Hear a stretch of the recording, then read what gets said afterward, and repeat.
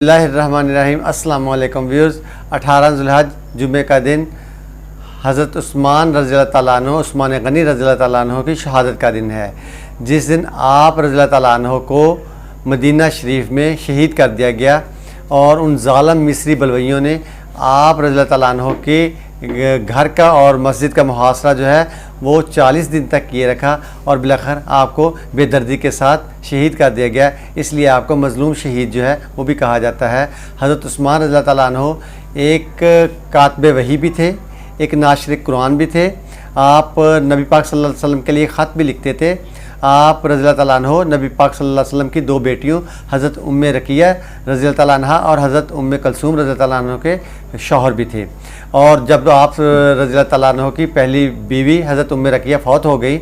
تو حضرت نبی صلی اللہ علیہ وسلم فرمایا کہ یہ جبریل تھے جنہوں نے مجھے کہا کہ اپنی بیٹی کلثوم کی شادی حضرت کلثوم کی شادی جو ہے حضرت عثمان رضی اللہ تعالیٰ عنہ سے کر دی جائے۔ تو یہ حضرت عثمان کا پس منظر ہے کہ 5ویں پشت میں آپ رضی اللہ تعالیٰ عنہ نبی پاک صلی اللہ علیہ وسلم سے ان سے رشتہ داری مل جاتی ہے۔ اس کے علاوہ آپ رضی اللہ تعالیٰ عنہ کو ذو النورین اس لیے کہتے ہیں کہ آپ کی شادی نبی پاک صلی اللہ علیہ وسلم کی 2 بیٹیوں کے ساتھ ہوئی۔ حضرت عثمان رضی اللہ تعالیٰ عنہ اسلام قبول کیا حضرت ابوبکر صدیق کے معاونت سے یا ان کے کہنے پہ آپ رضی اللہ تعالیٰ عنہ نے اسلام قبول کیا۔ حضرت عثمان رضی اللہ تعالیٰ عنہ کو عثمان غنی اس لیے کہا جاتا ہے کہ آپ رضی اللہ تعالیٰ عنہ بہت سخاوت کرتے تھے۔ ایک دفعہ مدینہ میں قحط پڑ گیا تو 1000 اونٹ جو ہے گندم سے بھرے ہوئے تھے اور وہ مدینہ میں لا کر کھڑے کر دیے اور وہاں پہ بڑے بڑے تاجر آئے اور انہوں نے اس کو خریدنے کی کوشش کی اور ان کی قیمت 3-4 گنا زیادہ دینے کی کوشش کی، لیکن آپ رضی اللہ عنہ نے کہا کہ یہ مدینہ کے غریب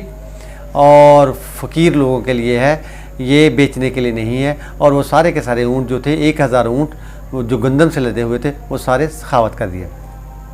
جنگ تبوک کے موقع پر جب اللہ کے نبی صلی اللہ علیہ وسلم نے صحابہ کرام کو مالی امداد کے لیے بلایا گیا تو حضرت ابوبکر صدیق رضی اللہ عنہ نے اپنے سارے گھر کا سامان دے دیا، حضرت عمر رضی اللہ تعالیٰ عنہ نے اپنے گھر کا آدھا سامان دے دیا، اور جب حضرت عثمان کی باری آئی تو آپ رضی اللہ تعالیٰ عنہ نے 1000 اونٹ، 1000 اشرفیاں اور 70 گھوڑے، 1000 اونٹ، 70 گھوڑے اور 1000 اشرفیاں جنگ تبوک کے لیے پیش کیے۔ تو آپ صلی اللہ علیہ وسلم اتنے خوش ہوئے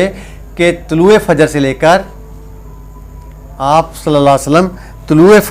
اول شب سے لے کر طلوع فجر تک ہاتھ اٹھا کر حضرت عثمان رضی اللہ عنہ کے لیے دعا فرماتے رہے۔ اور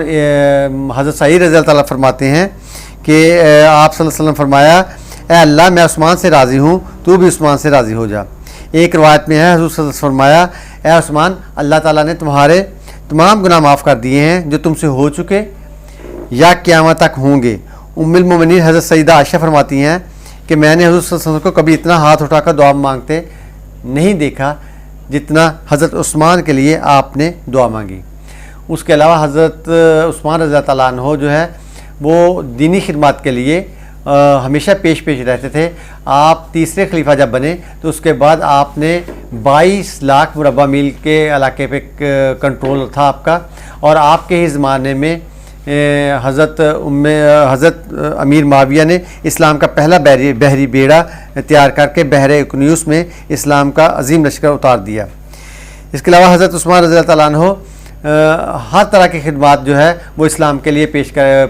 تھے۔ آپ ایک موقع پر حضور صلی اللہ علیہ وسلم نے فرمایا، اے عثمان اللہ تعالیٰ تمہیں خلافت کی قمیض پہنائے گا، جب منافق اسے اتارنے کی کوشش کرے تو اسے مت اتارنا یہاں تک کہ مجھ سے آ ملو۔ چنانچہ آخری وقت میں جب باغی اور منافقوں نے آپ کے گھر کا محاصرہ کیا تو آپ نے فرمایا، مجھ سے حضور صلی اللہ علیہ وسلم نے عہد لیا تھا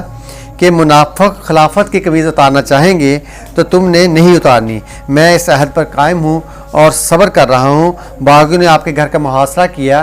اور آپ رضی اللہ تعالیٰ نہیں چاہتے تھے مدینہ میں خون ریزی ہو، اور اللہ کے نبی صلی اللہ علیہ وسلم کے صحابہ کرام جو ہیں وہ ان کا شہر وہ ایک موقع پر حضور صلی اللہ علیہ وسلم فرمایا، اے عثمان تمہیں اللہ تعالیٰ نے خلافت کی قمیض پہنائے گا، جب منافق اسے اتارنے کی کوشش کریں گے تو تم اسے نہ اتارنا یہاں تک کہ مجھے آ ملو۔ اور ایسا ہی ہوا جب منافقوں نے اور یہ بلویوں نے آپ رضی اللہ عنہ کا محاصرہ کیا اور آپ کو انہوں نے اپنی ڈیمانڈ رکھی، جنگ کا ارادہ کیا، تو آپ رضی اللہ عنہ نے فرمایا کہ مدینہ شریف میں خون ریزی نہیں ہوگی، اور اس کے لیے آپ نے پھر